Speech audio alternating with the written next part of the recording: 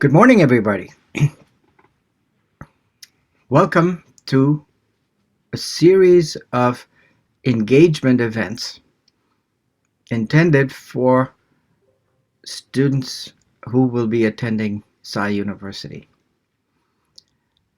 First of all, let me welcome you to the Sai University family. Together, we are entrepreneurs because we are launching a university in India like no other. We say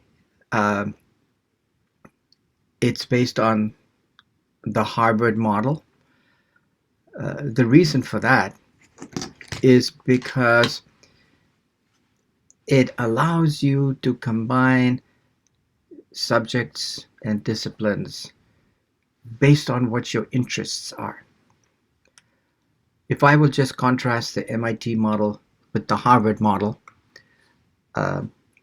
if you want to, for example, major in computer science at MIT, you have to take this full load of courses, including chemistry and other subjects, very much like any engineering institute or engineering college. And so it's very difficult then for you to pursue any other interests.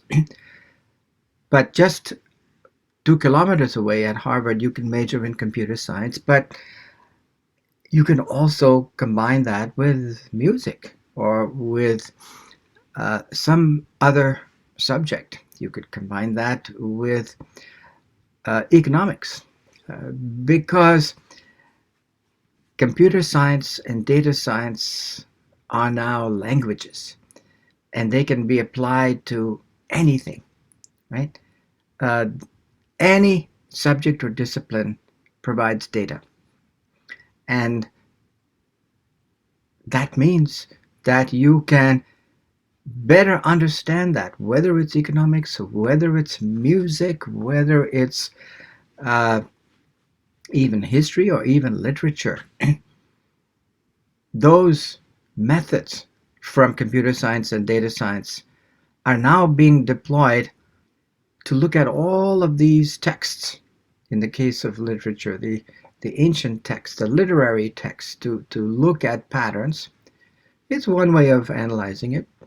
Or in the case of music, digital music and artificial intelligence systems that even can create music.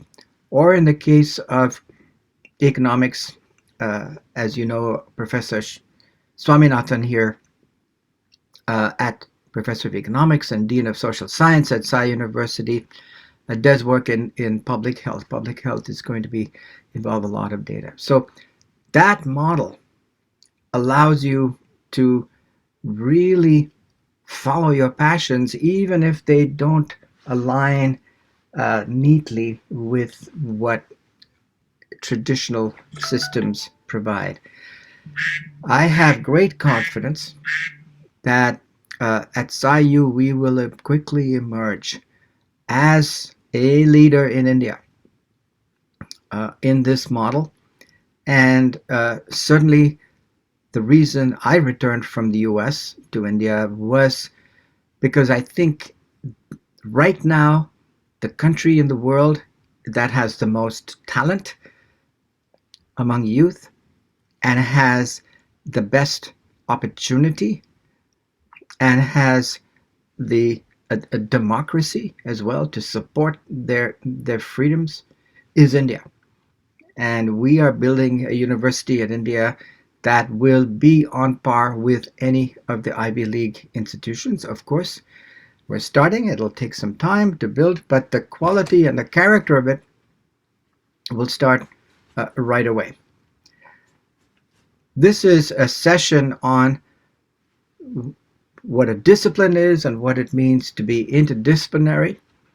And I'm delighted to introduce the session leader, who is a faculty member at SciU, Professor Siddharth, who is a remarkable thinker and a scholar who has adopted the very analytical approaches to thinking about big philosophical issues, but he has also got the intellectual breadth to tackle a whole range of other issues, and his style of teaching is very much in the spirit of what we want at Sai U, which is more the IV model of interaction, getting students to speak, to solve problems, to think, to take intellectual risks, rather than just sit in the class and listen to lectures. Of course, some lectures, are necessary. And before I hand over to Professor Siddharth, let me just make a few personal observations. For me, and I think for quite a few in of those of you who have accepted our offer,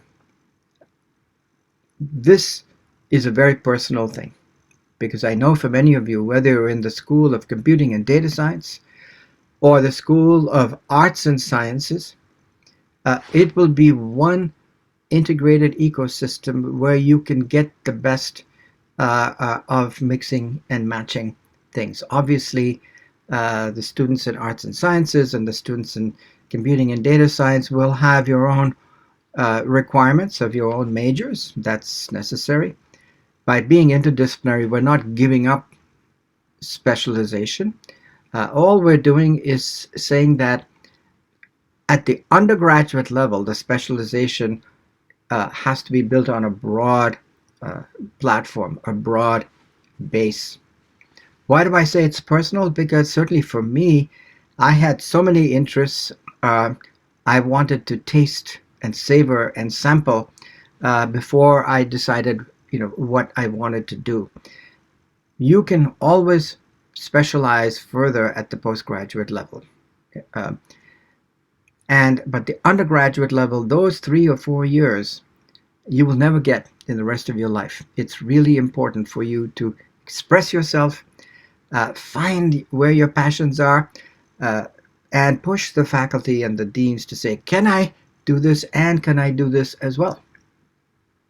Whether you're in arts and sciences, it's a very natural thing to mix and match the liberal arts model. In computing and data science, I would say we are the first university in India to do that, and I can assure you, because of that, every single one of you is going to be in demand when you graduate. And it is our job as the faculty, as the management, even the governing board, the international advisory board, we're all committed to your success individually, personally, because we think education is not just some stamp that you get. It's a personal journey of professional development and personal growth. If I were to say a little bit more about that, I know some of you have talked about being entrepreneurs.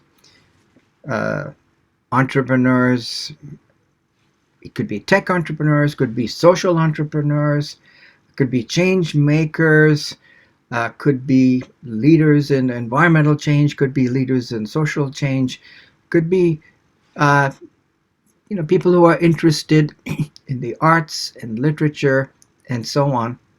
I think that our model will prepare you for success simply because the world is changing so fast. Today there may be a lot of good jobs in this subject, but tomorrow they may not be. We've seen this again and again and again the world round, and particularly in India, where the jobs can suddenly evaporate from one subject and reappear in other subjects. But I can tell you that the employers, whether you're in the arts and sciences or you're in computing and data sciences, when the employers see that you've had the preparation and the training to think critically, you've had a broad exposure, you can discourse about quite a few subjects, and you are articulate in communicating, you will be in demand, whether it's as a job or in the entrepreneurial space where you have to pitch your ideas to investors, or if you want to go on to postgraduate study. So I think I'll close these introductory remarks and hand over to Professor Siddharth. All the best to all of you, and we will connect with you often. Don't hesitate to get in touch with any of us if you have questions or comments. Thank you very much. Thank you, Professor Bharucha, for those warm words of welcome. I hope I'm audible. Yeah, thank you, and good afternoon, everybody, especially the students, and welcome to Sai University. As Professor Bharucha said, this is a sort of a session to sort of introduce you all to the spirit of the university itself. But before I begin, I thought it would be good, since I've met, I think, some of you probably during the selection process, but it would be nice if each of you could perhaps switch on your video and maybe take a minute to quickly introduce yourself one by one, maybe just your name and where you're from, and perhaps what your interests are. First, can I request you all to switch on your videos?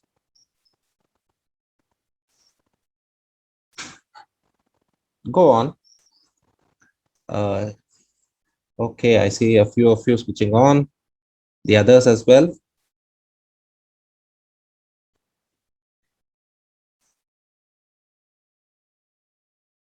Okay.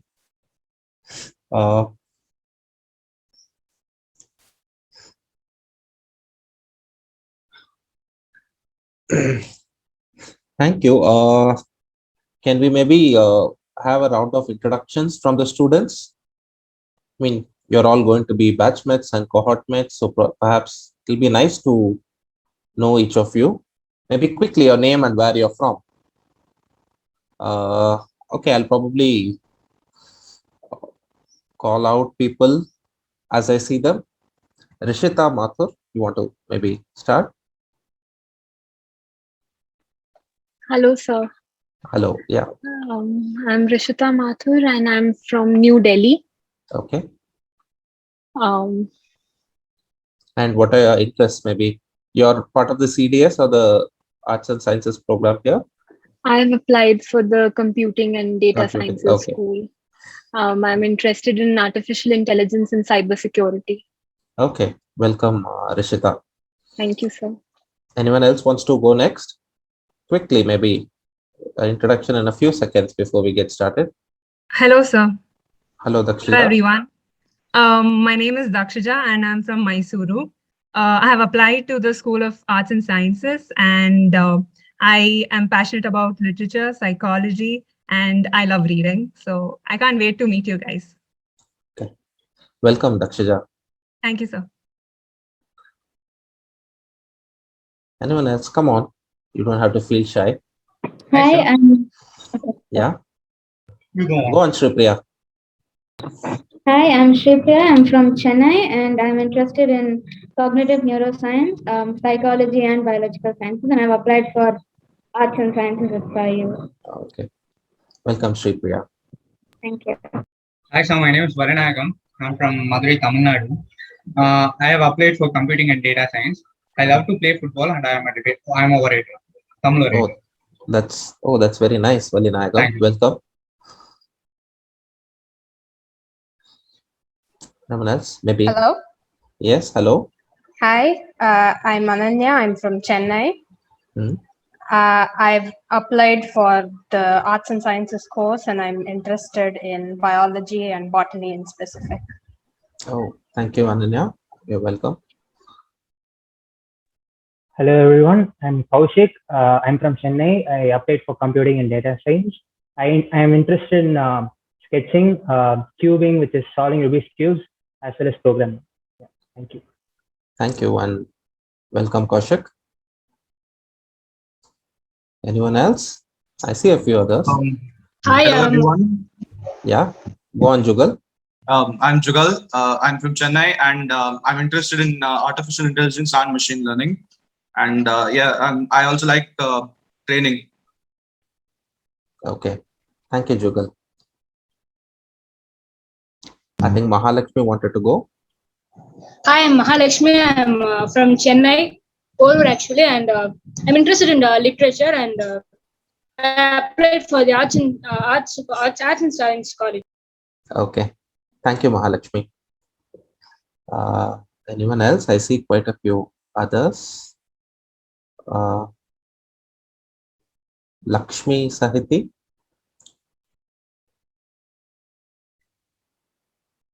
Lakshmi, do you want to introduce yourself? Okay, I think. Or Lalit? Hi, I'm Lalit Aditya. I have applied for Artificial Intelligence and Data Science in the School of Computing and Data Science. My interests are on economics and robotics. Okay. Thank you and welcome, Lalit. Thank you. Anyone else who is yet to introduce themselves? Hi everyone, I'm Kavin Fidel. I'm from Tiruchirappalli. I've applied for the School of Arts and Science, and my interest is basically into physics. Thank you, Kavin, and welcome to the session and the university. Anyone else? Good evening, sir. Good evening. My name is Abhinav Shankar Kailasam. I am from Chennai. I'm interested in artificial intelligence and data science from the School of Computing and Data Science, and I very much enjoy programming overall. So. That's really nice, Abhinav. Thank you and welcome. I guess we are done with the round of introduction, or is anyone else there who's yet to introduce themselves? Okay. Saunak, I think Saunak, did you introduce yourself? Yes, I am. Hello everyone, I am Saunak Saha. I've opted the course of Computing and Data Science, and my huge interest sketching, and I really love to play table tennis.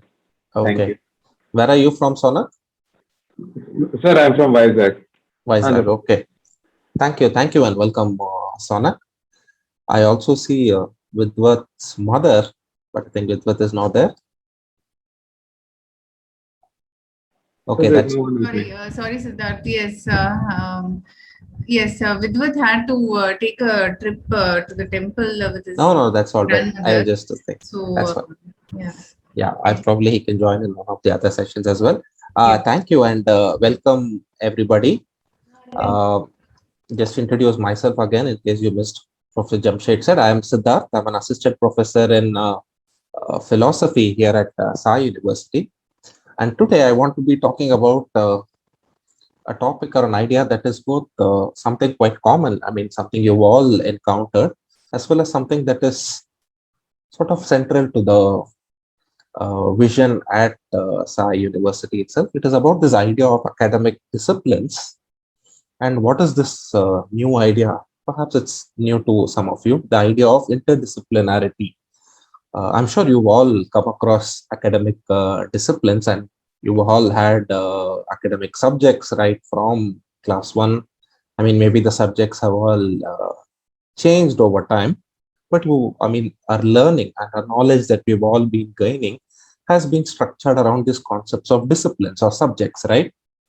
So today I want to maybe discuss a little bit about what exactly makes a discipline. What is a discipline, and what is the idea of disciplinarity, which seems to be the cornerstone around which our learning and knowledge, human knowledge itself, and education seems to be sort of centered.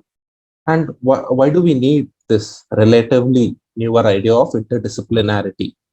So let me I have a small presentation. Let me share my screen. Okay, I hope you can all see the slideshow. Yes. Okay, that's nice. All right. So this presentation will have me talking for a while, and in between I would urge you all to participate as well. There are some moments where I'll be asking you all for your responses and your thoughts, but otherwise please feel free to sort of stop me and ask me if you want any clarification or anything that comes to your mind. All right. So the topic today is about the idea of disciplines and interdisciplinarity. So let me begin with a question for you all. I mean, as we all know, we have all studied various disciplines, presumably, during our schools. And I'm sure you all thought about a bit about, I mean, how are these disciplines different from each other? So can you, each of you, quickly maybe share what are some of the disciplines you've studied and how do they differ from each other? Whatever comes to your mind, just to sort of get the ball rolling and get you all thinking about a few things. What are some of the disciplines you've studied, and how are these disciplines different from each other in your sort of impressionistic understanding? Go on, anybody?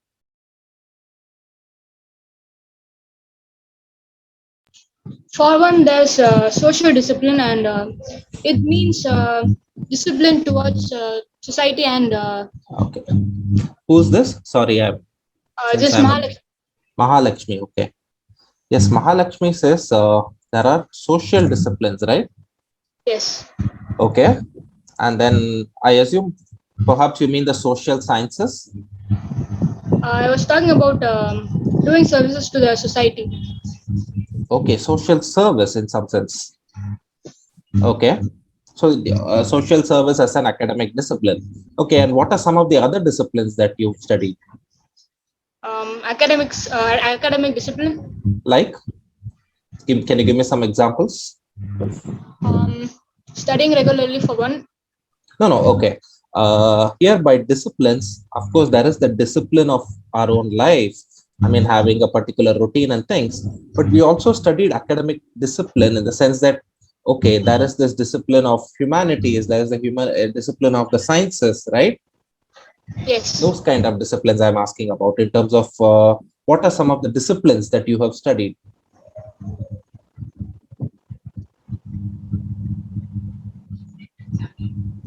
Okay, like for example, I'm sure you all looked up the departments of, okay, what are some of the subjects that you all studied? Can you all share that with me? So I had taken science discipline in 11th Okay. and 12th. Okay, what are some of the subjects? Okay, so you studied physics, chemistry, and maths. What are some of the other subjects you've studied in your schooling? Biology. Till 10th, we had all the subjects compulsory. Okay, what were these? Okay, social science includes history. Okay. Civics and political science. Geography. Okay. Can you quickly share what, in your opinion, sort of is the difference between, say, biology and social science like history? I mean, biology is a discipline and history is a discipline, right? They are two different disciplines. Right. You've studied it at different times. But what, as per your understanding, is the difference between these two disciplines? So biology is about the human and the animal anatomy. It's about our body. Okay. Mm-hmm. Whereas history is about the nation and about other nations. How did we gain independence? Okay. What our culture was. Okay. So broadly, you're saying biology deals with living entities and their bodies, such as human bodies and animal bodies, whereas history is a discipline that deals with, say, something different, nation and culture. Thank you. That's a very interesting thought, Rishita. Anyone else? Maybe we'll have a couple of other responses. Anyone else wants to say what are some of the subjects or disciplines that you have studied? Go on. I'm sure you all studied at least 10 different subjects through your schooling, right? Anyone else wants to share? I mean, whatever thought comes to your mind, because it's only when you share your thoughts that you start thinking further. Go on. Anyone else wants to share something about what are some of this? Hello, sir. Can you hear me? Yeah. Who's this? This is Kaushik, sir. Kaushik, yes, go on. Well, I have not come across, I've not studied any commerce related subjects, but I think we can consider them as a discipline, like business related, accounting. Okay, commerce subjects. Okay. Yeah. Okay, but you studied science subjects, right? I was a science student, yeah. Okay, commerce and science are different disciplines. And what do you think is the difference between them? I think commerce deals with the business aspect of our society, and science in general, understands the nature of our world. If you give a broad aspect to it. Yeah. With the nature of the world. Okay. Nature of the universe. Of the universe, okay. But biological sciences deal with human bodies, so human bodies are part of this universe that you're talking about, right? Yeah. Okay, thank you, Kaushik. So Kaushik draws a different kind of distinction between commerce and sciences, which are probably two popular streams that we have to choose in 11th and 12th, and he says they differ in what the objects of their study. Commerce studies deals with business, but science deals with the nature of the universe, and that's what, according to Kaushik, makes these disciplines different. Okay, we'll have one last response from anyone who wants to talk about maybe slightly different disciplines or anything that any of the disciplines that you've studied. Hello, sir. This is Dakshaja. Hello, Dakshaja. Go on. I don't know if languages could be considered as a discipline as well. Okay. Because we have been studying languages ever since we were in primary school, and we had to choose a second language and third language. And I think that language is something that is really essential, since it shows how people used to how languages have evolved, and the grammar and all of that. I think it's really important. But I'm not really sure if that would fit into the aspect of being called a discipline. Okay, that's fine. Yeah. But we've all studied language, perhaps English and a second language and a third language, or sometimes even a fourth language. Yes. Can you maybe think a little bit about how was the study of language in school? How was it different from studying some other discipline or a different subject? You could take the example of any other subject. Language, I think it made us get connected to the human aspect in society, to human emotions, and to our behavior, and to how we think. So I think languages is something that made us analyze how humans have conducted themselves all these years, and also about how we have communicated about other disciplines as well, because it is definitely essential to communicate about other disciplines. Okay, so, but you feel perhaps some of the other subjects, like say the sciences or even the social sciences, don't deal as much with something like human emotions. Yeah. Okay, exactly. I think that the other disciplines deal more with the technical aspect about of society and everything in the world. Okay, and this leans more towards humans and our behavior and the way we interact with each other. Okay. Thank you, Dakshida, for I think that's quite an interesting thought. So some of these responses that we've got here, we see largely, many of you seem to think that the disciplines, say biology versus history, or commerce versus science, or language versus any of the other subjects, seem to differ largely in the objects of their study, in terms of what they study, the thing that they study. For example, Rishita said biology studies living bodies, whereas history doesn't study living things. At least it studies nations and cultures. Similarly, Dakshaja said language studies human beings, but studies tends to focus on a particular aspect of human lives, say their emotions and behavior, whereas perhaps some other subject like biology might not talk much about emotions. It might talk more about the bodily functions. It might talk about digestion. It might talk about reproduction. It might talk about respiration and things like that, but perhaps does not really focus on human emotions and behavior. I think what you all said is partly true. In some sense, the disciplines differ in terms of what they seek to study, but it's a little more complex than that.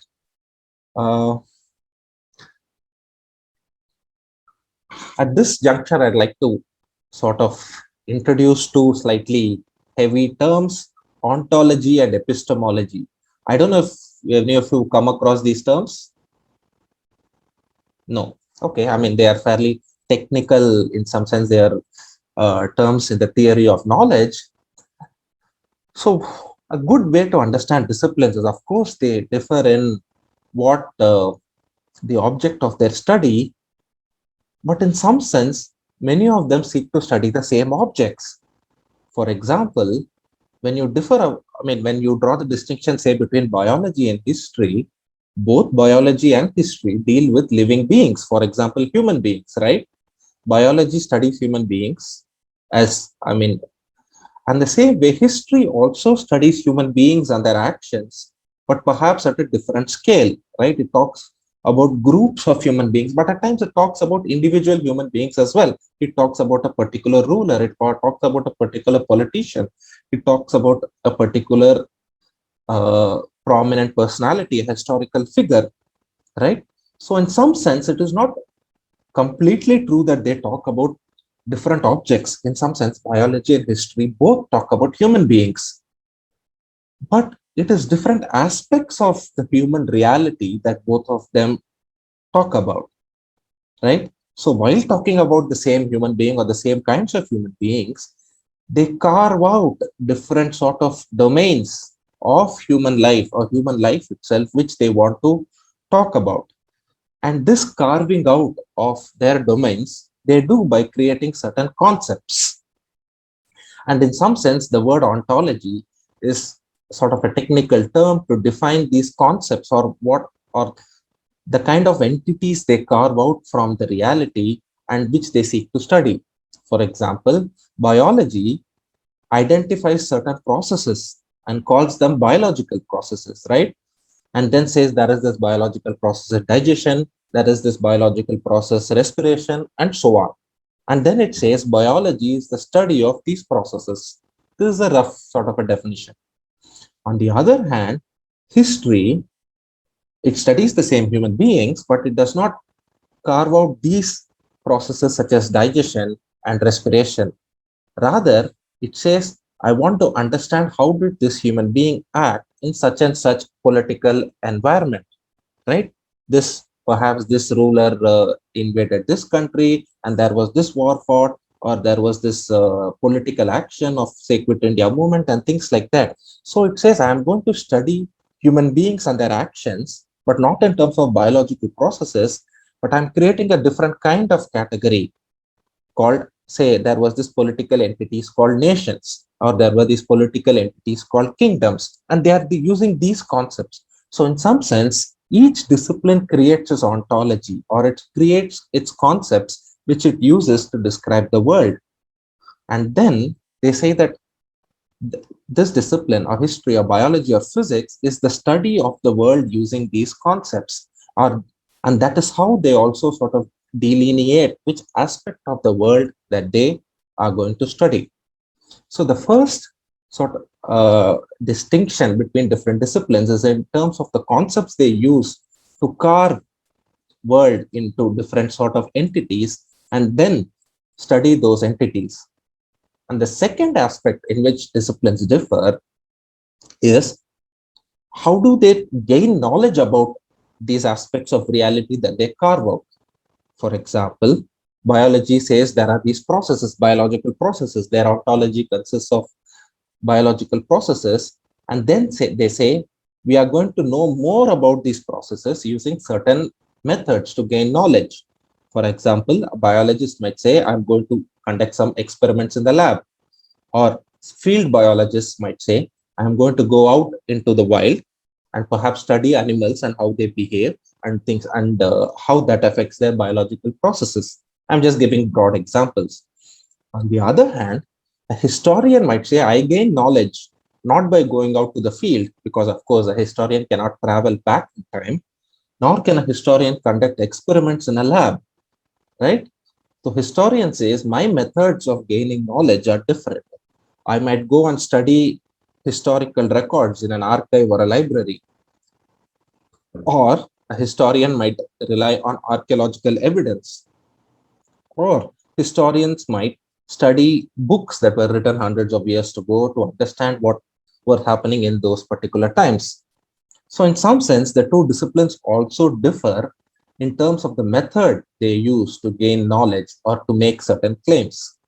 So to sort of quickly summarize, a discipline, at least in an abstract understanding of discipline, differ in terms of the concepts they use to sort of describe the world and the methods they use to gain knowledge about the world. So when we go back and look at some of your responses itself, say for example, when Kaushik said commerce deals with business, whereas science deals with the nature of the universe, we can see that while this is partly true, it might not be completely true. I mean, a first objection might be to say businesses are also part of the same universe that we live with, right? But then, so why doesn't science deal with businesses? I mean, business is also part of the same universe that human beings inhabit. So why you say the bodily movements of human beings, the object of study of science, but not say the commercial dealings of human beings, right? That's because, I mean, broadly, science has carved out its domain of study in terms of the concepts it studies, whereas a different subject such as economics or economics has carved out its different domain of study using the concepts, and they both differ in terms of the methods they use to study what they seek to study. So broadly, this is a first level understanding of what makes a discipline. That is, each discipline is broadly defined by the concepts it uses, its ontology, and its epistemology, the method it uses to gain knowledge. This, of course, is only a sort of a theoretical and abstract definition of a discipline. In reality, this definition might not fully capture the distinctions between a discipline, right? What we need to understand are disciplines, or science as a discipline, or social sciences as a discipline, or say philosophy as a discipline or as a subject, are all socially created. Let me quickly unpack what I mean here by socially created. Say for example, can any of you say, if you want to understand more about say history, what would you do? Can anybody quickly respond? What would you know if you want to know more about history? Go to historical libraries. Okay, you would go to a library, and what would you do in a library? I would take a book based on these historical books. Okay, you would probably go to the section on history and say they want to do. But you see a book written by a famous historian, for example, and then you want to go meet that historian. What would you do then? I'll give an email. Take care. Okay. Like, first, I'm gonna inform here. Pardon, I can't hear you. Like, we want to like we are asking that if I want to go and meet him, right? Yeah. Okay. I will be informing him before prayer. Correct. I will be getting appointments. Okay. Yeah. That of course is the practical aspect. But what we would do is we would go to a university and visit the history department where perhaps the historian is and go meet them, right? So in some sense, what we see already is this discipline of history, apart from having an abstract ontology and methodology and things, this discipline of history is developed in a social location called the department of a university and is communicated through the world, right, through social means, through writing books which are kept in libraries. What I'm saying is sort of very, very intuitive and obvious in the sense that, okay, different disciplines are housed in different departments in a university, and different disciplines have different ways in which they communicate what their knowledge is. For example, a historian might write a book, right, which is kept in the history section, whereas a scientist might write a paper or a book which is kept perhaps in the science, the physics section, or the chemistry section, or the biology section. So what this shows is, while there are these abstract distinctions, these distinctions in the real world play out due to the different social setting in which these disciplines are housed, right? And this we can see, of course, the most obvious is that there are different departments for each of these disciplines practically, And somebody could just define science history as that whatever is being done in the history departments is what history is. You might talk about all these abstract distinctions between history and say geography or history and political science, but practically one can say I define history as what is being done in these 10 departments in these universities. Or somebody might say physics is only what is being done in these 10 departments or 20 or 100 departments. So that is in some sense a social definition of a discipline, right? But again, that's just another perspective of looking at the discipline. This does not exhaust the definition of a discipline, but this highlights how a discipline such as physics or history is a social institution. And again, by social institution, I mean that whatever their abstract definitions might be, in reality, they work in a social setting such as a department in a university, right? Apart from departments, there are also these various learned societies. For example, Science in India has this organization called INSA, or Indian National Science Academy, which consists of scientists and which runs journals. Journals are like academic magazines, where when a scientist does some research, they write a paper or they write an academic article which gets published in this journal, right? So there are these organizations which runs journals, and only if you are able to publish in this journal are you called a scientist, right? So whatever, on the other hand, you can also say whatever gets published in these science journals is what is accepted as science, right? You could write you might think that you made a breakthrough discovery and you might write a brilliant article, but practically if none of these journals sort of accept what you want to say, that will not be recognized as science. Similarly, every other discipline has its own learned society. For example, there's the Indian Council for Historical Research. There is the Indian Council for Medical Research, which is in the news, which is now saying what is the right kind of medicine, and it gives its opinion and advises governments on which is the right kind of treatment and everything, right? So what is the science behind treatment of COVID-19? Now, ICMR defines that for India. And similarly, there are various other organizations in different countries which defines the treatment that has to be given for various illnesses in different countries. So in some sense, it is these organizations, learned societies, and university departments which regulate and practically define what science is, what physics is, what history is, what philosophy is, what literature is. So we see that there is already, on the one hand, we have this abstract definition based on ontology and epistemology. On the other hand, you have this social understanding of a discipline. A discipline is defined by, okay, what sciences is defined broadly, practically by Indian National Science Academy, or similarly, there's the Royal Society in UK, which was a very influential society in the history of science, if you see. And similarly, what is history as studied in India is regulated by the Indian Council of Historical Research. They publish books and they have they give memberships for various people, and people become historians when they are members of Indian Council of Historical Research. And another way in which the discipline is regulated in universities is, of course, by giving degrees.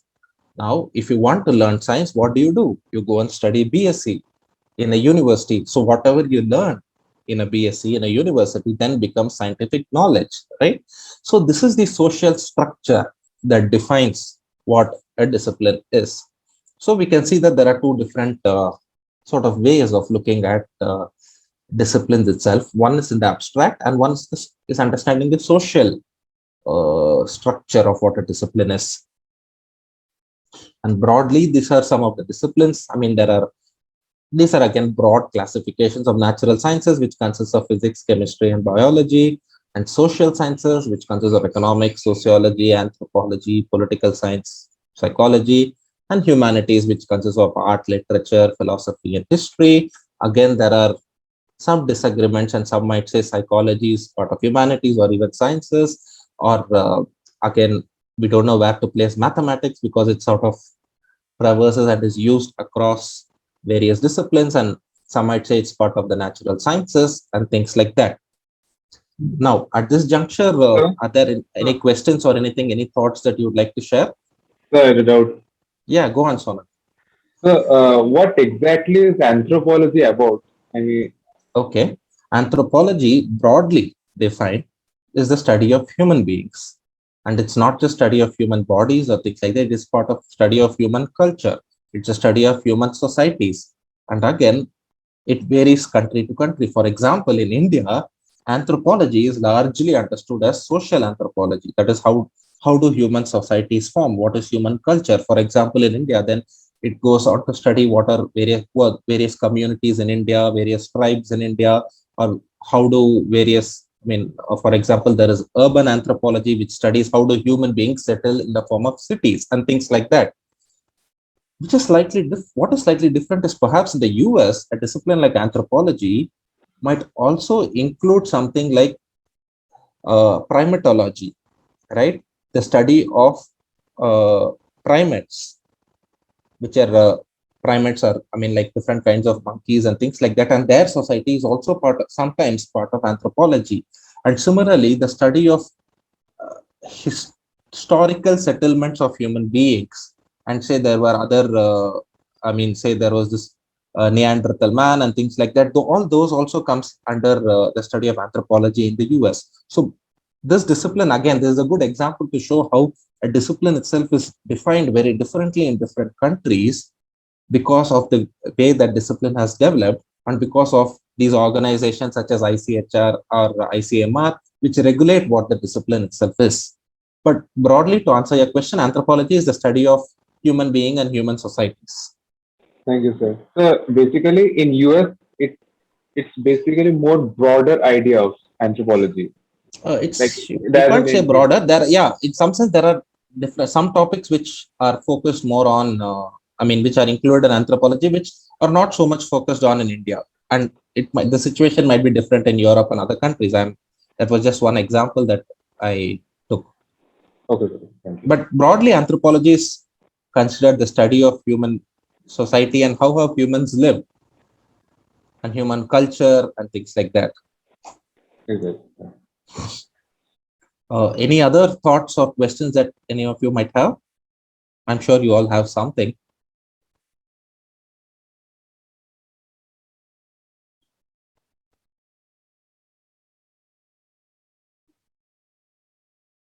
Okay, I think some of you have sort of, there is a bit of ambiguity on the use of the term discipline.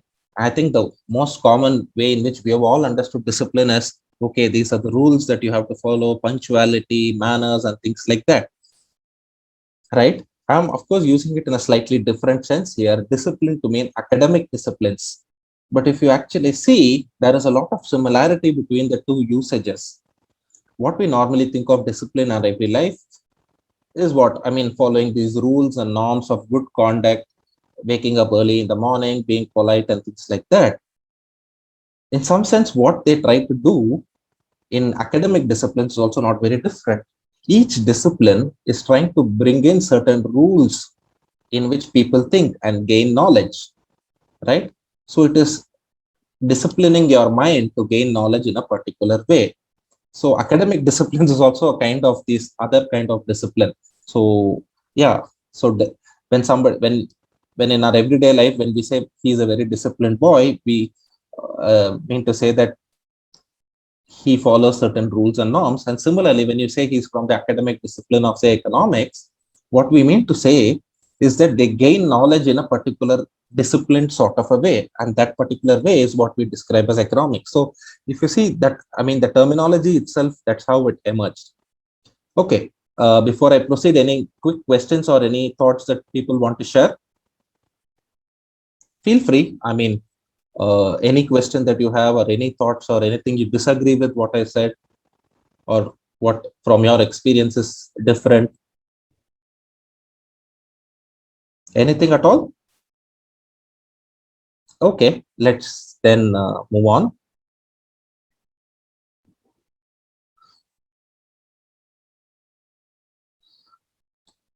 Okay, so broadly we see that these disciplines as social institutions. Okay, before I move on, I see that there is a question from Lalit Aditya. He asks me, these institutions and societies, what methods they follow in bringing the exact truth about the articles or papers published. Thank you, Lalit. I think that's a very, very sharp question. And of course, in one sense, if you think about how can people, these articles, scientists write research articles, how can the people who publish these articles, how can they ascertain the exact truth? The thing is, you cannot ascertain the exact truth. But today, what is considered the gold standard in ascertaining if at least this paper is good enough to be published or is at least partly true or partly correct is this process called peer review, right? And the peer review is, I mean, is nothing but actually that if somebody wants to publish an article and they send it, what happens is the editor of the journal sends it out to 2 or 3 other different people working in the same field. For example, a physicist writes a paper, the editor sees, okay, who are the other physicists in the world who are working on the same area, and then they say, they send this papers to those other physicists, and those other physicists read it and say, okay, this is a really good paper, this seems to be correct, let us publish this. Or somebody might say, no, I think what this person is saying is wrong for the following reasons. Either their experiment is not correct, or their reasoning is not correct, or there is some other error. So when these other experts who they send out the papers to, they recommend for publication, then they publish such articles. And the hope is that while going through this review process, the claims that are made are correct or accurate as far as possible. Of course, such truth cannot be ascertained exactly, and that is exactly why scientific theories keep getting revised, right? I mean, hardly has any scientific theory lasted for even a few decades without being challenged, or at least partly being replaced by a better or a more accurate theory. And that's how all knowledge itself develops. But to quickly sort of answer your question, there is this process called a peer review, where whenever anybody wants to write, they say they have a new finding, they write an academic article, which is then reviewed by other experts and say, okay, now this can be published or at least partly accepted, or things like that. A very sort of tongue-in-cheek statement is to say a person becomes an expert only when other experts get together and say that, okay, this person is an expert. So similarly, when they write an article, it gets accepted only when others who have written articles already get together and say, okay, this article is fit to be published. Okay, does that answer your question, Lalit? Okay, I think Lalit is perhaps not responding. Let's quickly move on then. We saw that disciplines have different concepts or ontology and different methods of gaining knowledge called epistemology. And of course, all of this is in a social institution such as the universities. There are various other societies and things which mediate this knowledge. But there have been some sort of limitations of this system. And this is how largely we have been gaining knowledge, at least for the last few hundred years. And some of these disciplines have been changing, and newer disciplines such as linguistics and all have come up. But broadly, that is how our knowledge processes are mediated. That is how universities are organized, and that your subjects that you study in school are organized along disciplines and things like that. But there have been various limitations and shortcomings of this system or the structure of organizing our knowledge itself. Historically, if you see, one of the sort of criticisms of disciplines is that while these disciplines when science started gaining prominence in the 1600s and the 1700s, and it was initially called natural philosophy, and then later it became called science, and then you started having scientists, and then you have started having physics, chemistry, and biology. And as you got more and more specialized and you had different disciplines such as history and things like that, there was this discontent that, oh, knowledge is becoming extremely specialized. People no longer have this kind of a wide-ranging and a unified understanding of the world. What is required is a general. We need more general forms of knowledge where people don't study something very narrow. Like physicists carve out nature and say, I want to study these small entities which I can't even see, such as atoms, or historians say, I want to study only these things that happened, say, a few hundred years ago using these methods. And then, I mean, focus is good, but some people felt what we need is more general forms of knowledge. While specialization might be good for a few people who focus only on those things and do high-end research, what even at universities, what we need for undergraduate position or even postgraduate is more a general understanding. And a lot of people, especially at the beginning of the 20th century and before that, started talking about, started voicing their discontents about the specialization of what they felt was too much specialization. But of course, I think knowledges have become more and more specialized, especially when more and more knowledge is sort of being produced. It is impossible for anybody to keep track of what is happening in a particular discipline, let alone across disciplines. So, but it's important to understand that that is one of the motivations for or the shortcomings of this idea of disciplines itself. Second is a more practical thing, is that a lot of the problems that we face in life, or a lot of the questions that come up in life, in society, or wherever, do not actually fit into this traditional framework of disciplines, right? For example, somebody might say that we see a lot of human suffering in the world. There is poverty, there is inequality, and things like that. And these are the problems. How do we solve it? An economist might say we'll have to do this, or somebody else, a sociologist, might say we'll have to do something else, or a scientist might give a different solution. But these limitations of the economic method or the scientific method are, the critic says, something we impose, right? The problem itself doesn't say this is an economic problem. So they say that, okay, these problems that we face in real life do not fit into these traditional disciplines. So we might have to reorganize them or find a new way of looking at these problems. So that is another motivation for motivation for people who point to shortcomings of this disciplinary framework. And the third draws from the social nature of knowledge itself. And they say that the fact that different disciplines are housed in different departments in universities, and the different disciplines have different learned societies, which sort of regulates what can be done in the discipline or done in that subject. What this tends to do, this kind of organization tends to do, is that it makes every discipline into a silo. A silo is sort of a closed, it's sort of an enclosure. So what they say is that this kind of organization of different disciplines and different departments makes each department insular.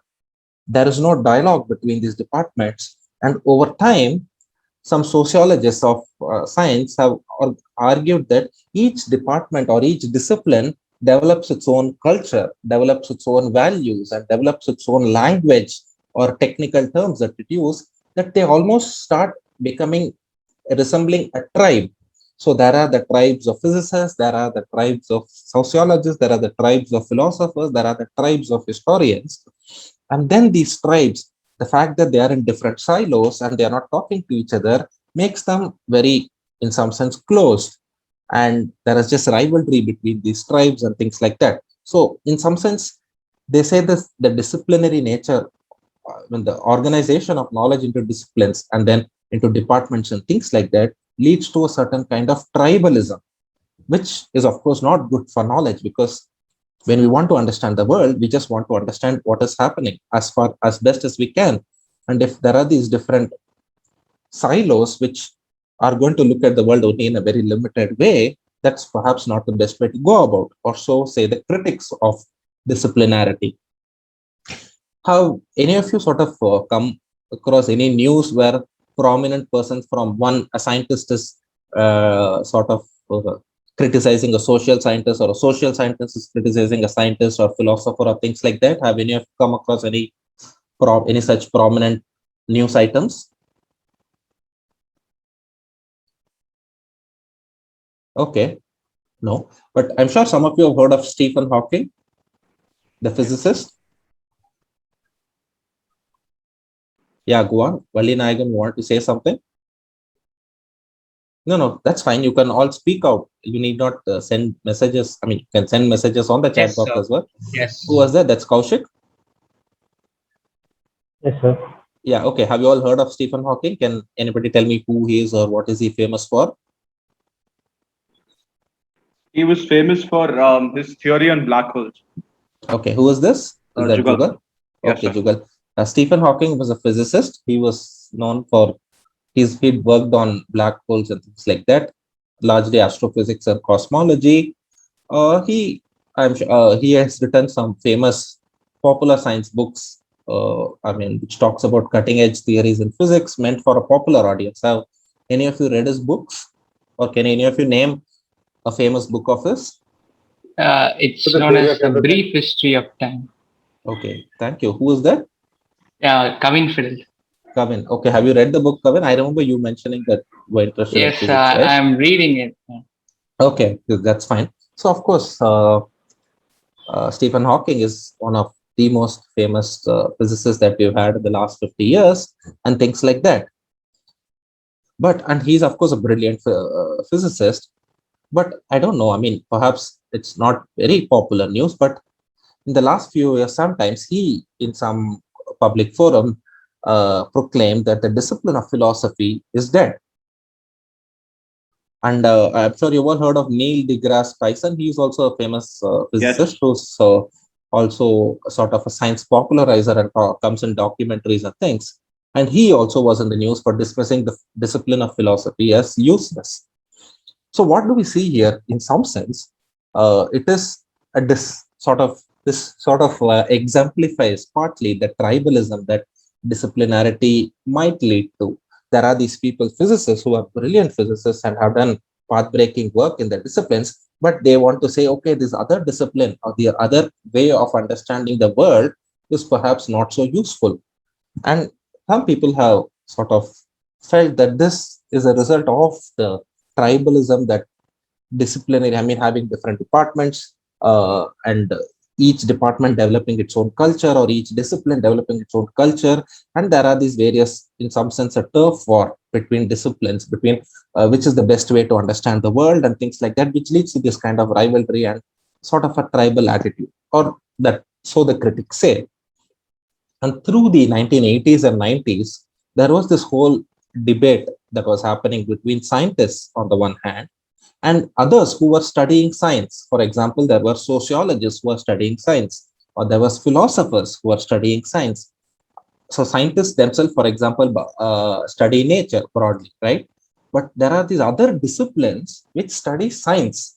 Science studies, say, physical objects or chemical entities or biological objects. But there are these, for example, sociologists who study science and understand what are the social dynamics which shape science as a discipline. Or there are philosophers who study philosophy of science, that is to understand what is the philosophical underpinnings of science. In the 80s and 90s, there was this whole debate between scientists and people who study science, the philosophers and sociologists of science, as to what really the scientific method is, or how do we define science and things like that. This was broadly called as the science wars. So again, this can be seen as a symptom of the tribalism that they say that happens when you have different departments and disciplinary silos, right? I mean, people have gone as far as calling it the science wars, and it was a very sort of a debate that went on for more than 10 years, and there were a lot of criticisms from the scientists telling, no, the sociologists don't understand what science itself is. On the other hand, sociologists and other people telling, oh, the scientists are not really reflecting upon what their own discipline is, and things like that. So it became sort of a cultural movement, especially in Europe and America, and to some extent there was some part of it in India as well, not as prominently as in the US and Europe, but it was there in India as well. But again, this goes back to this point of disciplines working in silos and developing this kind of a tribal attitude over time. It is not any one individual, but the discipline as a whole, which tends to happen, or so some people have argued. So for these reasons, for these limitations of this idea of disciplinary framework, is why the idea of interdisciplinarity and has come up. In some sense, interdisciplinarity can be understood only in a sort of a relative term. It's only if you have the idea of disciplines that you have these limitations, and then you can talk of this thing of interdisciplinarity, right? So broadly understood, interdisciplinarity is an approach where you have dialogue, collaboration, and interaction between disciplines. Now, at what level can this happen? This can happen at the abstract level of you can have dialogue and interaction between the concepts of history and say concepts of biology, or the methods of history and methods of biology, or you can have the more practical thing of historians working with biologists. I mean, which is interaction and collaboration at the level of people, right? So interdisciplinarity is broadly is a term that is used for any such collaboration which happens at either at the level of ideas or at the level of people. And again, it's a sort of an umbrella term for that. And of course, it assumes that we largely have the disciplinary structure. Knowledge is already organized in terms of disciplines, and it's only in relation to that that we have this idea of interdisciplinarity. Some of the prominent interdisciplinary fields of study that have emerged in the last 30-40 years is now there is this energy studies. I mean, earlier energy and energy systems was part of physics or electrical engineering and things, but now energy studies and environmental studies have become extremely interdisciplinary areas where you have anthropologists who study, for example, how do human beings interact with energy sources.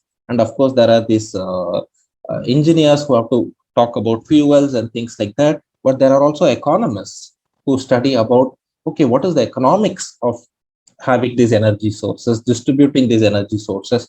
How is that interacting with other sectors such as farming and industry and things like that? Another prominent field of interdisciplinary field of study is science and technology studies. I'm sure you've all come across area studies. That's not so popular in India, but especially in the US, there are departments which focus on particular geographical areas. For example, there is study of African studies, there is South Asia studies, or there is earlier, there was a study of East Asia, which covers China and Japan and things. So they study particular areas and study it from various disciplines. For example, there is cultural studies of India, or there is a study of history of India, and then there's study of history of knowledge in terms of what were the ancient sciences and philosophy studied in India and things like that. So these are some interdisciplinary areas. And broadly, the motivation for this were the limitations of disciplinarity that we just discussed. Again, here at this point, any queries or questions that any of you have?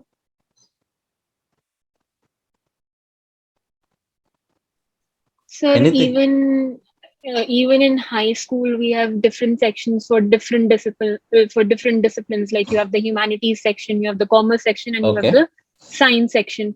So we find tribalism even in high school. Okay. Can you share some interesting incidents of what resulted from this tribalism? Humanities students, they are like they feel that science students are teachers' favorites. Oh, okay. Is that something that others have also faced? Sir, me. Commerce students, they copy the question paper, they pass. Science students don't.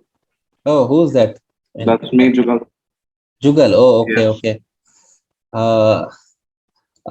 Anyone else? I mean, have this kind of science versus commerce and those kind of. In my school, science students consider commerce students are easygoing and they have the easy way out of studying their subject.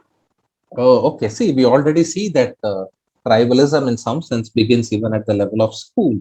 And there is this huge misunderstanding of, okay, what is the other kind of thing? Commerce is perhaps not as difficult as science and things like that. And hopefully, as you go through your university program, such misconceptions are cleared. And we realize that each discipline or each subject is equally as hard or as easy or as any other subject, right?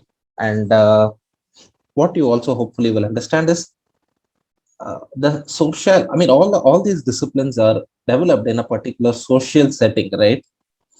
For example, now there is, as you also said, some people said, oh, commerce is easy going, whereas science is hard, or things like that, which is a common misconception that a lot of people have, right? But how did that come to be? So, I mean, that's why perhaps to understand the nature of knowledge itself, you need to understand what are the social reasons behind such a conception developing over decades often, right? And that this has been one of the criticisms of disciplinarity is often when you have these different disciplines which lead to a certain kind of tribalism, what also comes along with it is a certain hierarchy, either in terms of hierarchy of which is a better subject, harder subject, and things like that, or a discipline of, oh, this subject is more fundamental in some sense. I mean, there is this thing of physics being the fundamental science, in some sense being prior to every other discipline, right? I'm not saying that is right or wrong at this moment, but I'm saying at least such a development might happen. Or, for example, the notion that every discipline has to aspire to become like physics. Like the physics is the model sort of discipline which you will have to aspire for. But is that right or not? It's something that will have to be discussed, and perhaps we'll discuss it another day. But we can already see that this kind of tribalism occurs even in schools, and it becomes much more entrenched and much more rigid as we go into higher education. And those are some of the criticisms of the idea of disciplinarity and organizing subjects along disciplines. Sir, I had a physics teacher who once was telling the class Who's that this? we all, Sir Rishita this side. Okay, Rishita. yeah, go on, Rishita. So once the physics teacher tells us that you always study about the physical world. You never study about a chemical world or a mathematical world. So physics is the most important subject. He himself was telling all the students. Okay. See, of course, that's a common sort of understanding that there is, in some sense, certain theories in physics are more fundamental, but that itself is slightly something that has to be understood a lot more. And even if physics, I mean, some of the debates that go on is, even so, what if physics is more fundamental? Does it mean certain theories in biology can be understood in terms of certain theories in physics, and so on? So those are all extremely complex debates, and part of philosophy of science goes into all of this. Like, what is the place of physics and what is the place of biology? Are they two, in some sense, autonomous sciences and things like that? But I think this shows the larger sort of the idea that one of the negative outcomes of having these disciplinary silos seems to be a certain kind of tribalism and a certain hierarchy that might develop over time. Okay, all right. But as we saw here, that there are various interdisciplinary research areas which have emerged in the last few decades. And I want to maybe quickly talk a little bit more about this discipline called cognitive science. Have any of you heard of what cognitive science, or have some idea of what cognitive science is? Only heard of it. Okay, but not too much of an idea of what it is? No clue. Okay. Anyone else? Yes, sir. I have heard a little more about it. I think it is a multidisciplinary approach towards psychology as well as chemistry. So there is, it's the study of the nervous system and how it impacts human behavior. Okay. If I'm right, I'm not really sure, but no, that's fine. You can share what you heard so far. Okay, thank you for that, Dakshaja. Yes. Anyone else? Have you heard of what cognitive science is or come across this term? Sir, it deals with how our brain works in different situations. How our intelligence responds to different scenarios which we come across in daily life. The different chemical reactions which take place in our brains. Okay. Anyone else wants to share something else? Yeah, yes, it's in some way related to neuroscience and psychology. Okay, so it's related to neuroscience and psychology. And of course, it talks about how the brain works. Anyone else, anything else that you've heard of cognitive science? some of you expressed an interest in studying intelligence, right? Perhaps not intelligence, but you qualified it with some dash kind of intelligence. What was that? AI.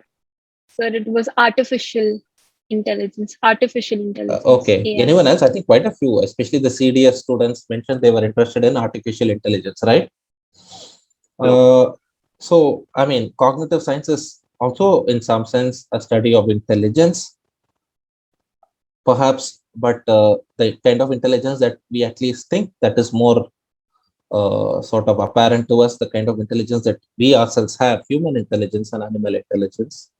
But yeah, cognitive science has emerged, especially in the since the 1950s and 60s, as in one of an interdisciplinary area of research, and it draws from, as many of you pointed out, some of the disciplines that some of these disciplines. For broadly defined, cognitive science is the study of the human mind and human intelligence, which that is how do we cognize the world. To cognize the world is how do we gain knowledge about the world, how do we understand the world, and how do we act based on our knowledge of the world. And this itself draws from all these disciplines such as psychology, which traditionally was considered as the study of the human mind.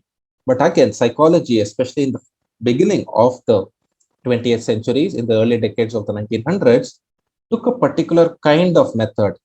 Psychology said that we would only study human behavior. We will not understand this behavior in terms of mental states.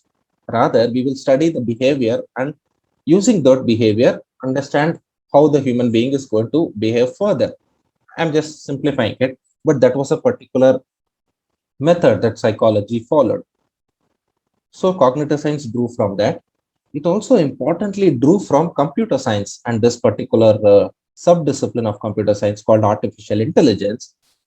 And there was this paradigm in studying the human mind. They said, okay, the brain and the mind are related the same way that a computer's hardware and software are related.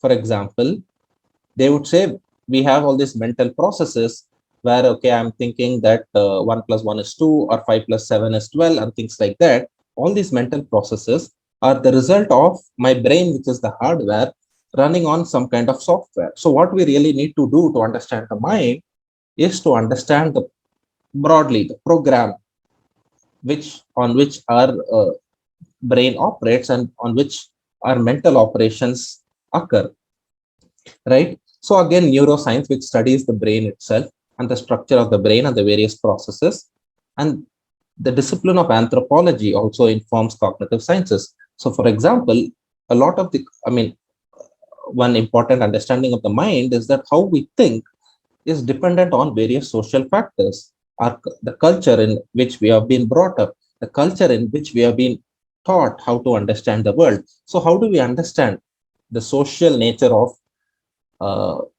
how our mind itself works is broadly studied by anthropology.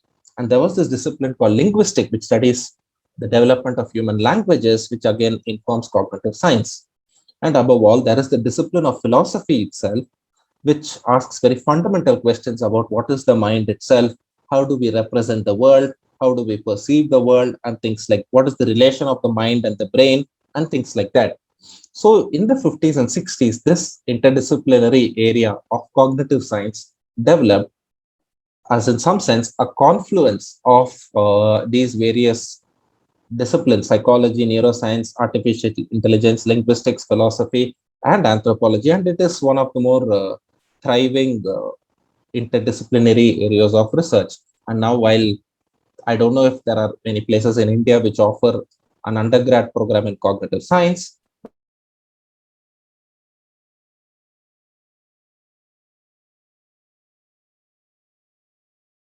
understanding has in fact changed some of the disciplines itself. Now we have cognitive psychology or cognitive neuroscience and things like that. So this I just wanted to give as an example of what interdisciplinary research area or interdisciplinary field would be. And as you can see, this emerged from the limitations of each of these individual disciplines itself. And that's what in some sense made it a paradigm of an interdisciplinary study. Okay, we are all right now in the midst of a pandemic. Can we all have some thoughts on what are some of the disciplines we need to study the pandemic, or does the pandemic at all pose any interdisciplinary challenges in your understanding? Can some of you maybe share your thoughts on that? Hello. So, Yes, Sonak. you mentioned cognitive science as a group of various disciplines. So, not really. Yeah, go on. Like if this group is created to prevent silos or prevent tribalism or something, does this help in that factor? I mean, does it help in finishing the enmity between the disciplines? See, I think it's not so much an individual enmity as much as the influence it has of each discipline working within its own methods and within its own sort of people, which limits it in the kind of understanding it can have of the world. Now, if we go back here, it's a confluence, as in a cognitive science research group would ideally have a neuroscientist, a psychologist, a computer scientist, research group.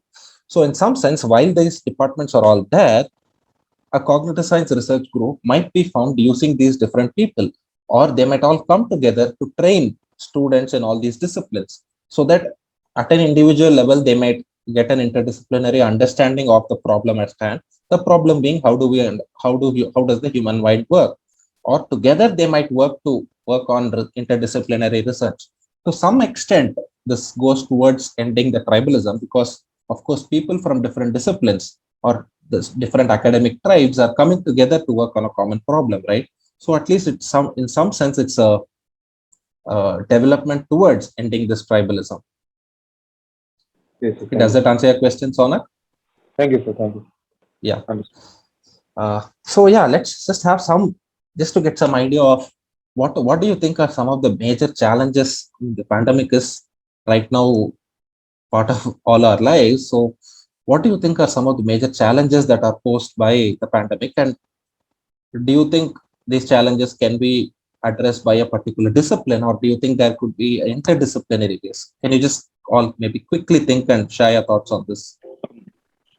Not only a lot of disciplines would be involved to, I don't know, overcome this pandemic. Can you maybe talk about a few? Economists and doctors, basically. Economists and doctors, okay.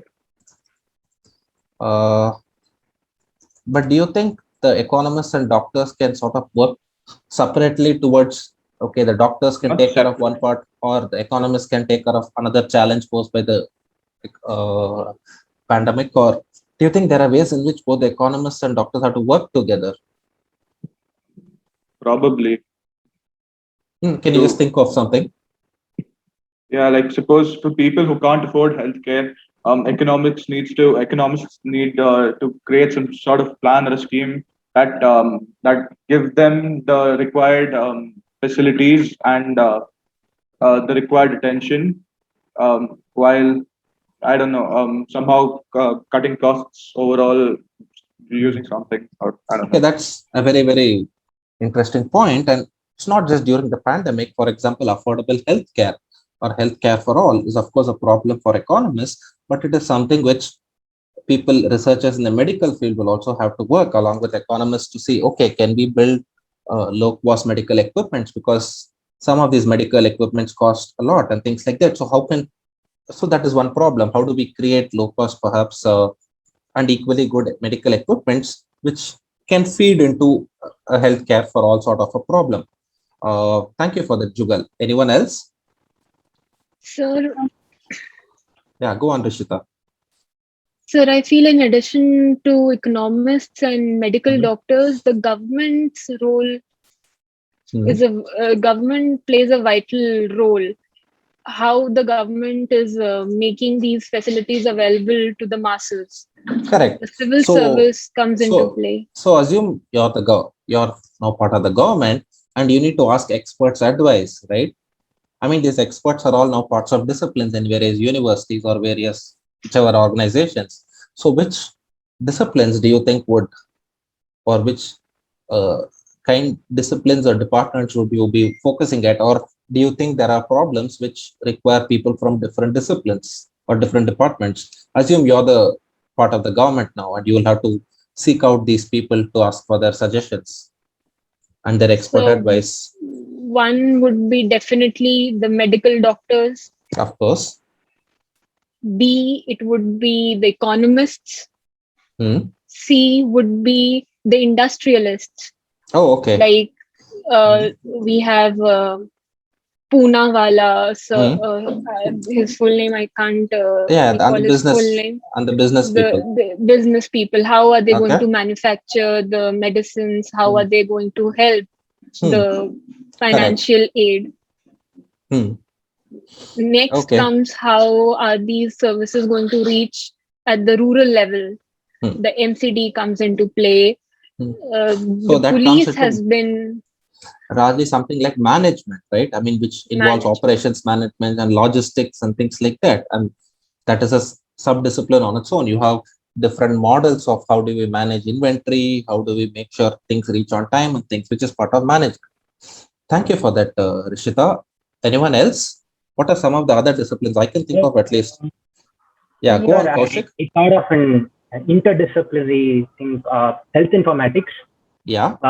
Where we collect the data from like the apps like Arogya Setu, use the data, use AI and other technologies, and support them in healthcare, and with the help of medical industries such as biotech, who use the data to fast track the vaccine production. So the correct, of course. Thank you for that, Kaushik. I think health informatics are broadly the use of statistics and mathematical models for addressing problems in health, including something such as how do you model? You have all these models of which predict that, okay, by this time you're going to have so many positive cases, or by this time you're going to have the third wave or the fourth, I mean, things like that, right?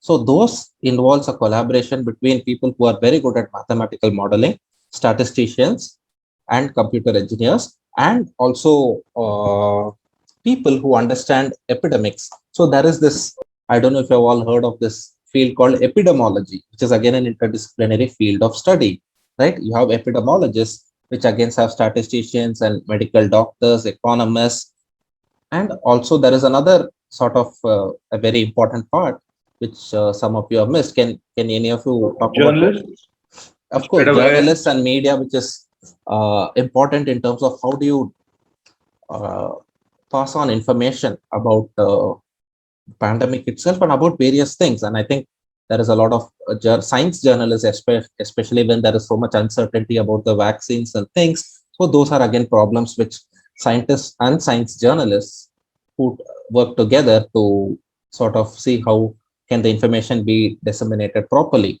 Again, someone else who's not spoken up much so far. Sir, I have one. Yeah, but let's go on, Dakshija. I think psychology is something really important. Because it's not just in the past or not just what is happening right now in terms of the pandemic, but also to understand and to try to analyze what human behavior might be once restrictions are lifted, once the lockdown is lifted.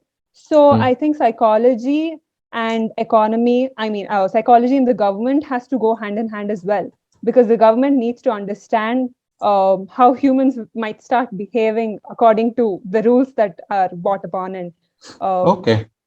Yes. In general, I think the point you're making is we need to understand psychology to understand how, when we make a policy decision, yes, sir, how are people going to respond to it? So once again, also, I think as of now, there is a lot of anxiety and stress, and more and more people are looking towards professional, they're seeking professional help now. So the importance of mental health is being recognized. Correct. That's a very pertinent point, Dakshija. And of course, we see that psychology is part of this, again, interdisciplinary field called public policy, right? Public policy studies. So whenever you have a policy, you of course need to understand the economics of it. So when you have a lockdown, what is the economic impact going to be? But you also need to understand how are people going to respond to it. And this has led to, I don't know if you've heard of this branch of economics called behavioral economics itself, where there is a lot of study of various things, including how do people respond to news in the stock market, how do people respond to certain pushes. For example, if did demonetization lead to people taking up digital ways like Google Pay and things like that. I mean, these are all, I'm just giving some examples, but this behavioral economics and a behavioral aspect in understanding public policy is again an interdisciplinary area. See, we see that this is because there were these disciplines. There was the discipline of economics, there is the discipline of psychology, and they were working on certain things. But the world changed, and there were some newer challenges that we had to understand. Or when economists and psychologists got together, they thought that we could understand, for example, the movement of the stock market, right, which was understood in a very different way using principles of human psychology, right? So this is again an interesting example of interdisciplinary study, and that is of course very, very relevant in understanding the pandemic itself. Anyone else? Thank you for that, Dakshija. Anyone else who wants to share their thoughts? Go on. There are some of you who have not spoken up much. Sir, I think we have forgotten one crucial aspect: technology. Of course, technology as well. Right now we are online only attending a webinar. Correct. Thank you for that. Technology, of course, especially information technology, which can be used, I mean, not only tracking and things like that, but also for communication, especially in lockdown. Come on, a few others. I think there are a lot of you who have not spoken up at all. About entrepreneurs that can huge, like big entrepreneurs such as Elon Musk and people like those who can really fast track production of vaccines. Correct. Yeah. So we need industrialist business people who broadly work with management principles and things like that. Yeah, that's correct, Jugal. Come on, few others. Mahalakshmi, Shri Priya. So this online shopping, like, because on this lockdown we have fully locked, so we need some important things which is necessary for our homes, which can be buy through Amazon, which can be delivered. Correct. So basically, you need technologists who are industrialists who can sort of do this. Apart from that, you need, I mean, academicians also who can develop certain kinds of newer technology if required to deal with this, or especially when it comes to the medical field, you need newer, which again goes along with health and informatics that Kaushik said. Thank you for that, Valinayaka. Anyone else wants to share something? I think Sorry, Mahalakshmi. media. Sorry, media. Sorry, your voice got cut there a bit. Media. I'm not sure if it's just me or. Gap between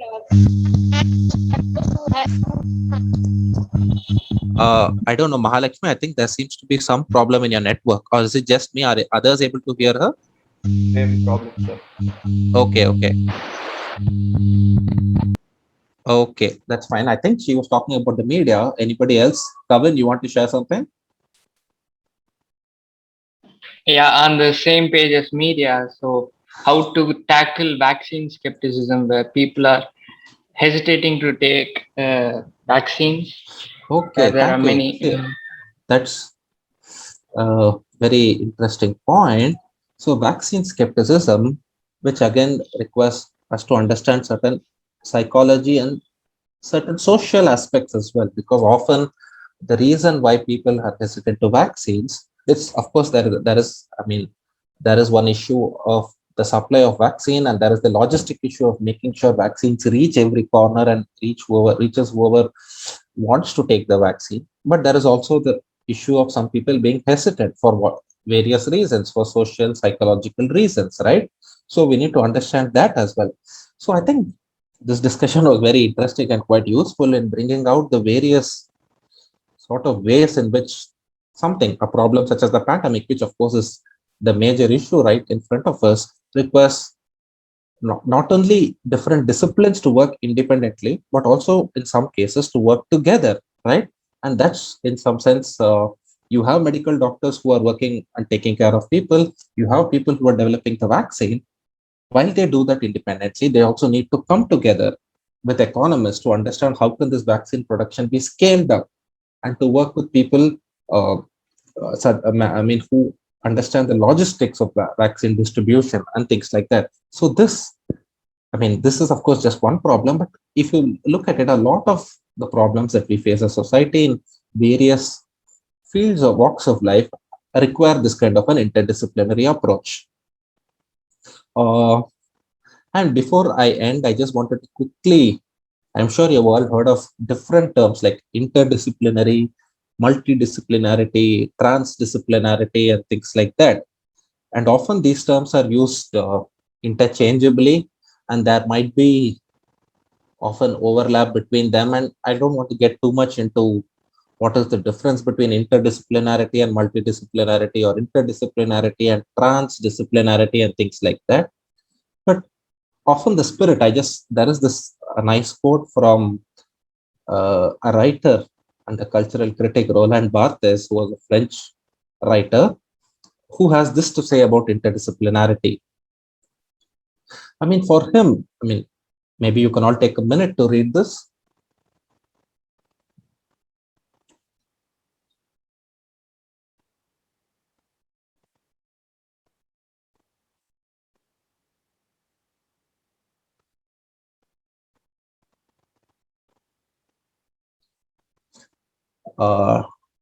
Does one of you want to quickly summarize what Barthes is saying here?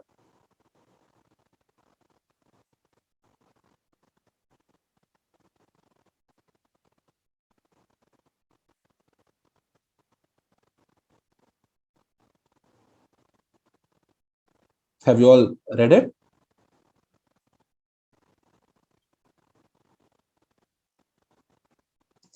Hello, I hope I'm audible.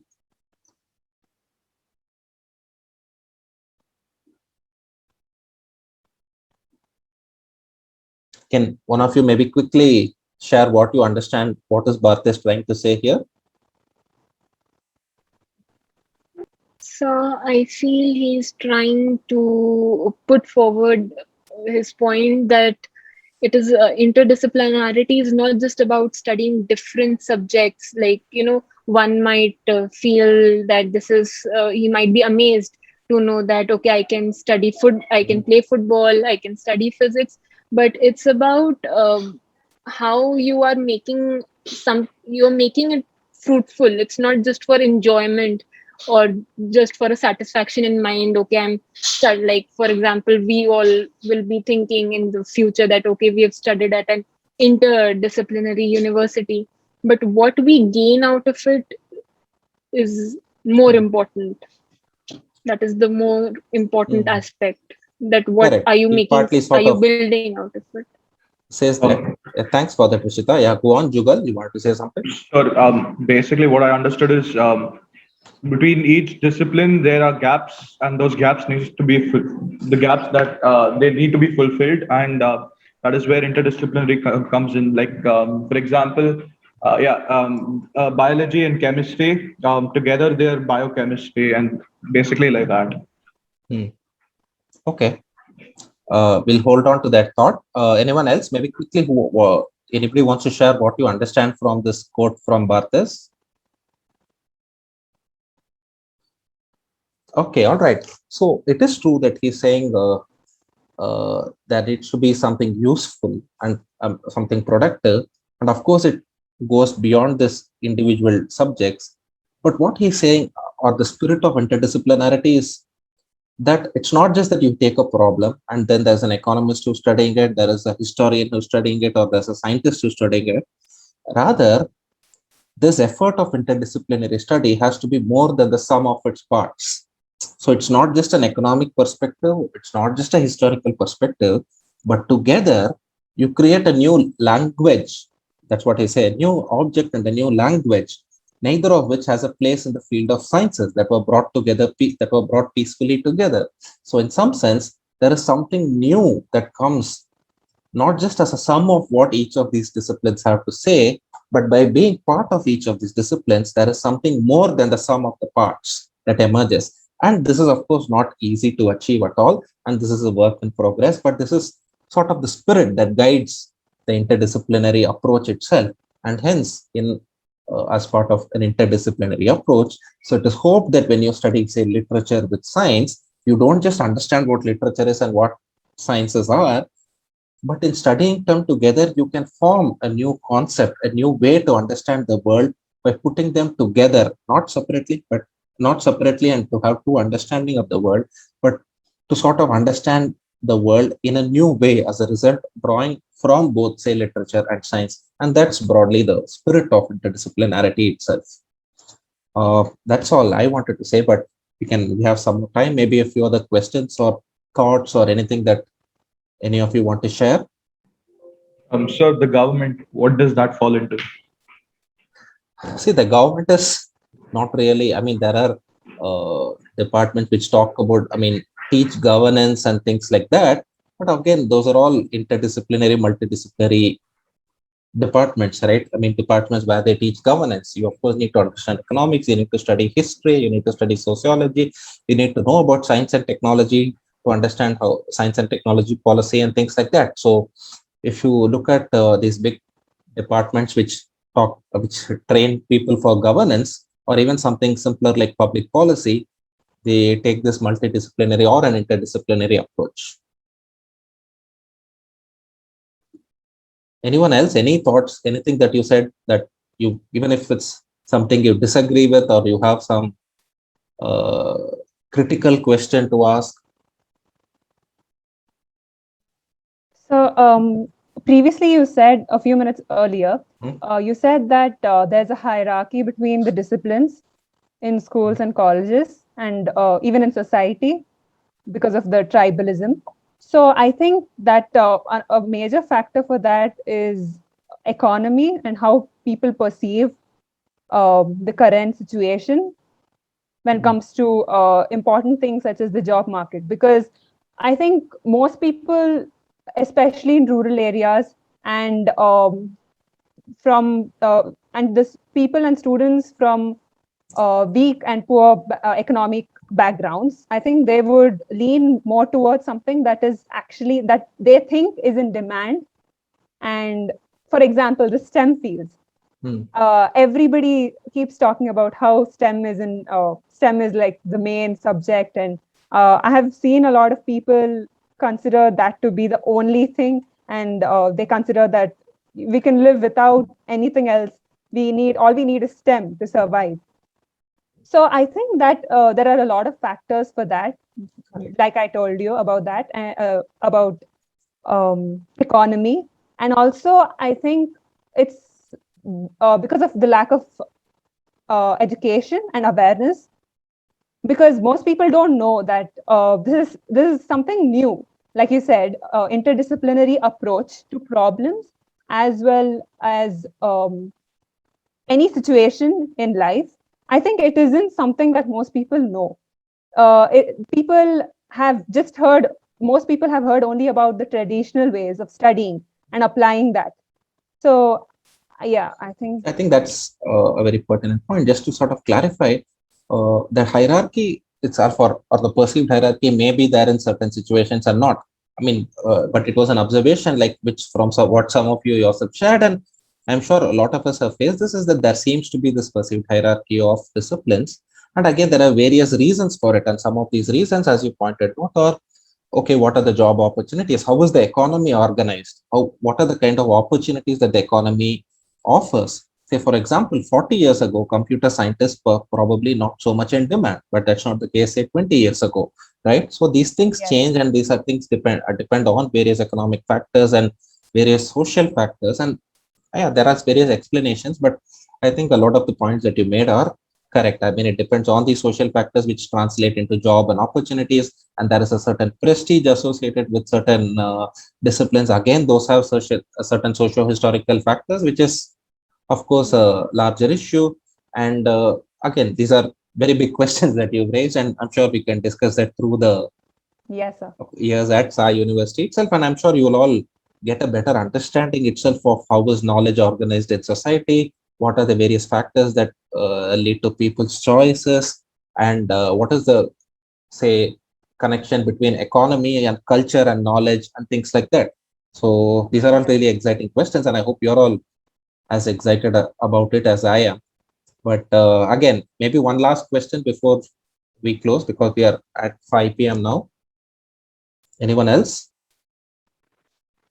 Sir, it's not a question. It's just a general idea. What I feel that, as we have discussed, that there's a certain hierarchy which we follow. Like even at high school, at the basic level, science students, they are placed higher as compared to commerce, and then lastly comes humanities students. I feel that that is wrong, but in a certain way, it is right as well, because science is definitely a subject which requires more hard work. It requires longer hours of studies. Like it's very normal for a science student to study for 10 to 12 hours. If not 10, then around 7 to 8 hours. But when it comes to commerce and humanities, they study only for 4 or 5 hours, and that is sufficient for them.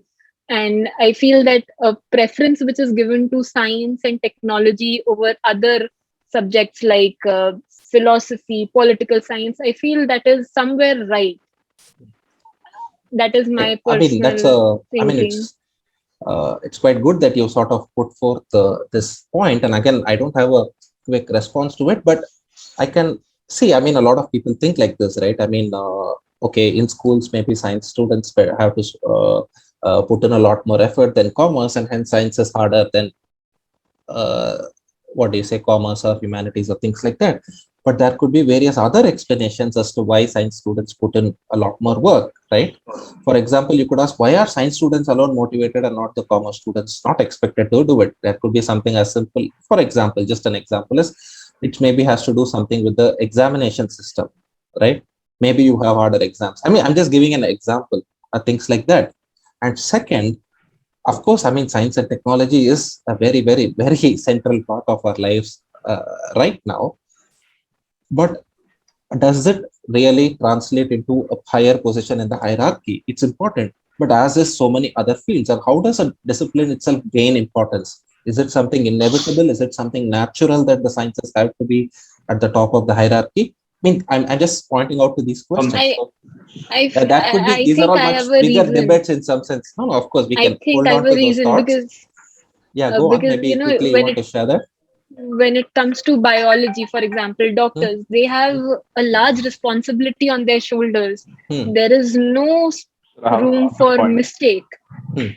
So, and they have to be accurate. They have to give in a lot of hard work, so that because of the responsibility which comes with the subject. Same goes with technology. If, for example, I am providing a firewall to some company, so I have to put in my 200% to ensure that there's no room for any mistake. Correct. I absolutely. I agree that I have a point. Yeah. To put forward. Sure. Despite whatever the hierarchy is at schools, but I think that every person, whatever their subjects or whatever they do, they add discipline. They add value to everyone's life eventually. For example, a person who studied humanities, who's a psychologist, that person is helpful for dealing with your problems that are here up top. And basically, so basically every person adds his or her own value in throughout the world, basically. Correct. It matters on your interest, what you are willing to do. That's where people segregate into science students or commerce students or humanities students. That's the only thing. Thank you for these extremely interesting points. Hello, sir. Hello. So I kind of disagree with the fact that in the case of hierarchy, that science students are prioritized more rather than the commerce and the humanities students. But the thing is, everyone has different interests in their life. Like they want to pursue this course, they want to this course, commerce, humanities. Isn't it kind of insulting that people put more hard work in science, but people don't put more hard work in economics? And no, correct. Say no. That's not what I am saying, or that's not what people are saying. But they're telling that seems to be the impression, unfairly or fairly. That is a further question, and I would think it's unfairly. But that seems to be the impression, and that's what people are discussing. Of course, nobody is saying that sports people don't put on or economists don't put in effort. But again, I mean, there are no easy answers to these questions, especially now since we don't have time. But we can see that this has already raised a lot of questions, right? Very, very interesting questions. Which question to you. just a minute, Kaushik, maybe just a minute. Okay. There are these very, very interesting questions, right? In terms of, okay, of course, a doctor has to be extra careful and technologist has to be extra careful. But what about the other disciplines as well? And is in some sense the precision that is required the only indicator of value? That's an important question, right? What are the various other ways in which a discipline might be valued? What are the value of other disciplines? And these are all extremely hard questions. So in some sense, a question that you can all think about, and a question that is in some sense a central part of all these intellectual debates is how did this value itself come to be, or how did these disciplines itself get to be valued? Is it something natural that is it inevitable that these disciplines are valued over the others, or is it a result of certain socio-historical factors, right? And as you go through the program itself, I'm sure you will all learn more about this. But all I can say at this moment is hold on to your thoughts and have an open mind to understanding the various factors. No, just a minute, Shaunak. Before that, Kaushik, I think I wanted to say something. Go on, Kaushik. So, can you hear me, sir? Yeah, we can. Okay. So, all the conversation regarding this, I mean, in 10, 20 years down the line, do you see like these traditional discipline system in our schools get demolished, and these interdisciplinary programs get arise, and they arise into new disciplines, and we get complicated into new multiple I don't disciplines? know. Honestly, it's very hard to look into the crystal ball and make a prediction. See, already I think some of these, I don't know in 20 years what disciplines might come, but I'm sure there will be some changes. Again, going back 30 years ago, perhaps the subject of computer science wasn't even offered in for a lot of class 11 and 12 students, right? But now every school offers it, just as an example. So I don't know, or something like statistics might become more important, or we don't know. Again, if will interdisciplinary subjects come into schools? I don't know. But again, you already have some interdisciplinary subjects in school. If you remember in primary school, I think a lot of you might have studied EVS, which is environmental sciences, which is already an interdisciplinary subject, right? So you were all interdisciplinarians even before you turned 10. Again, I mean, I don't know. I can't venture to make a prediction to answer your question, Kaushik. Lakshmi, you raised your hand. No, just a minute. I think Lakshmi has raised her hand. Sorry, she's not spoken up much, so I'll just give her a chance now. Yes, sir. I actually had a point on the various challenges you said faced in the pandemic, and how the disciplinaries will give a solution to the problem. So I thought of an example, and I thought that how AI and the doctors and the frontline workers are going hand in hand to solve the pandemic. And so what is done is that through AI, they have created robots to go and interact with the patients and just see how they're doing. And they give them a humanoid face so that it feels like they're interacting with humans, so that they don't feel alone. And it also reduces the stress on the frontline workers and gives them breaks, and we don't put the burden on their shoulders. Correct. So again, this involves a psychologist who to understand what kind of care is required, medical doctors, and of course, computer engineers and hardware engineers who can work on this. So again, this is an interdisciplinary sort of issue at hand, right? Lakshmi, thanks for that. I think that was a very interesting sort of a new point. Maybe the last comment where I'll leave it to Shaunak, who's been quite eager to make his point. Go on, Shaunak.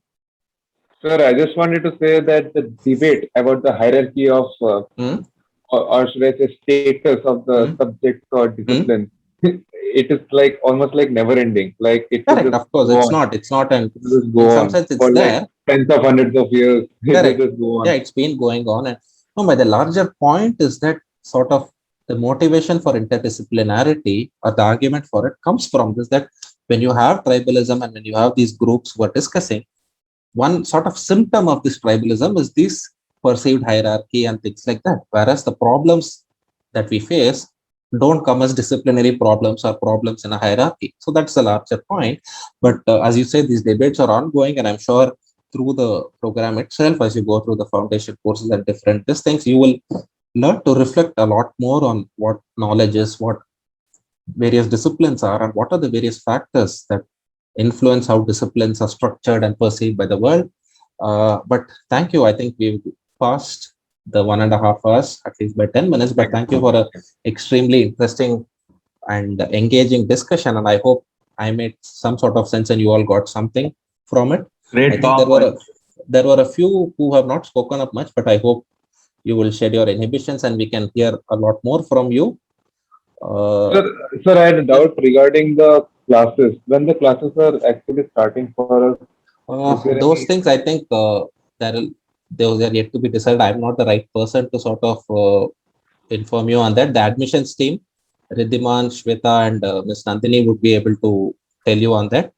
Okay. There is also an open house, I think, sometime next week, and all your further queries will be answered there. Nandini or Riddhiman, you're there? Yes, Siddharth. Yeah, go so on, Riddhiman. Yeah, go on. So, I think we want to conclude the session. I know Shaunak is quite eager. He's posting questions on application, writing to me. Shaunak, just hold on. Next week we will have the open house, but we will start the classes in September. The dates are yet to be released. However, we will continue with these kind of workshops, which will actually help you. These are basically master classes which are preparing you for the finale. So sort of perspective building sessions. Yeah. Okay. Thank you.